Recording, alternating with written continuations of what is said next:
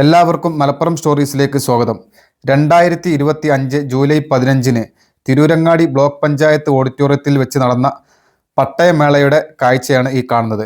ഈ പട്ടയം ആദ്യമായി വാങ്ങിയ ആളാണ് ഇദ്ദേഹത്തിൻ്റെ പേര് എടരിക്കോട് പഞ്ചായത്തിലെ പറമ്പിലങ്ങാടി ലക്ഷം വീട് നഗറിലെ പുല്ലഞ്ചേരി കൃഷ്ണൻ എന്നാണ്. ഈ വീഡിയോ ചെയ്യാൻ തന്നെ കാരണം ഇദ്ദേഹമാണ് ആദ്യം പട്ടയം വാങ്ങിയത്. എന്നിട്ട് ഇദ്ദേഹം ഇറങ്ങിപ്പോകുന്ന ഒരു കാഴ്ചയുണ്ട്. ഇദ്ദേഹത്തിന് കാഴ്ച നഷ്ടപ്പെട്ടിട്ടുണ്ട്. ഇദ്ദേഹം ഒരു തെങ്ങുകയറ്റ തൊഴിലാളിയായിരുന്നു. അതിനിടയിൽ ഇദ്ദേഹം പറയുന്നത് ഈ മരുന്നടിക്കാനൊക്കെ പോയിരുന്നു എന്നുള്ളതാണ്, തെങ്ങിനെ രോഗം ബാധിച്ചിട്ട്. അപ്പോൾ അതിൻ്റെ ഇടയിലാണ് കാഴ്ച നഷ്ടപ്പെട്ടത് എന്നൊക്കെയാണ് അദ്ദേഹം ഈ വീഡിയോയിൽ പറയുന്നത് കേൾക്കുന്നത്.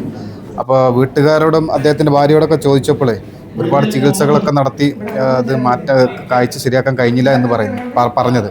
അപ്പോൾ ഇത് ഓഡിറ്റോറിയത്തിൽ ഈ കനത്ത മഴ കാരണം ഏറ്റവും മുകൾ നിലയിലാണ് ഈ പരിപാടി സംഘടിപ്പിച്ചിരുന്നത്. അപ്പോൾ അദ്ദേഹം താഴത്തേക്ക് ഇറങ്ങിപ്പോകുന്ന ദയനീയ കാഴ്ചയാണ് ഈ കാണുന്നത്.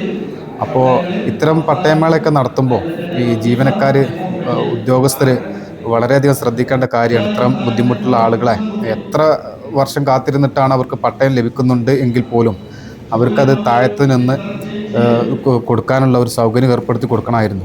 അതല്ലെങ്കിൽ ഇതുപോലുള്ള സംഭവങ്ങൾ ഇനിയും ആവർത്തിക്കും. ഇത് വളരെയധികം ശ്രദ്ധിക്കേണ്ട ഒരു കാര്യമായതുകൊണ്ടാണ് ഈ വീഡിയോ ചിത്രീകരിക്കാൻ കാരണം.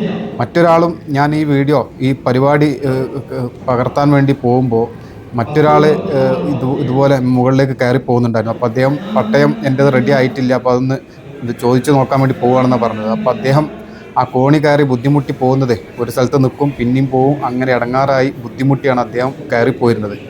അപ്പോൾ അത്തരം സംഭവങ്ങൾ ഇനിയെങ്കിലും ആവർത്തിക്കാതിരിക്കാൻ ശ്രദ്ധിക്കേണ്ടതുണ്ട്.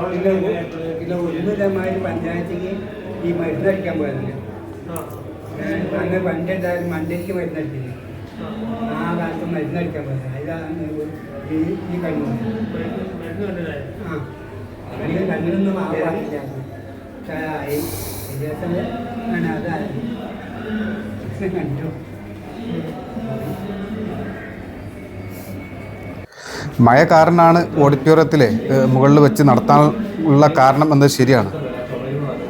പക്ഷേ അതൊന്നും ഇതിനൊരു ന്യായീകരണമല്ല. ഇതുപോലെ ബുദ്ധിമുട്ട് വേറെ ആളുകളുണ്ട്. അപ്പോൾ ഇത്തരത്തിൽ ഏത് പരിപാടി എവിടെ നടത്തുകയാണെങ്കിലും ഇത്തരം കാര്യങ്ങൾ നോക്കണം എന്നുള്ളതാണ് മലപ്പുറം സ്റ്റോറീസിന് പറയാനുള്ളത്. അത് വളരെയധികം ശ്രദ്ധിക്കേണ്ട കാര്യമായതുകൊണ്ടാണ് ഇത്തരം ഒരു വീഡിയോ ചെയ്യാനും കാരണം.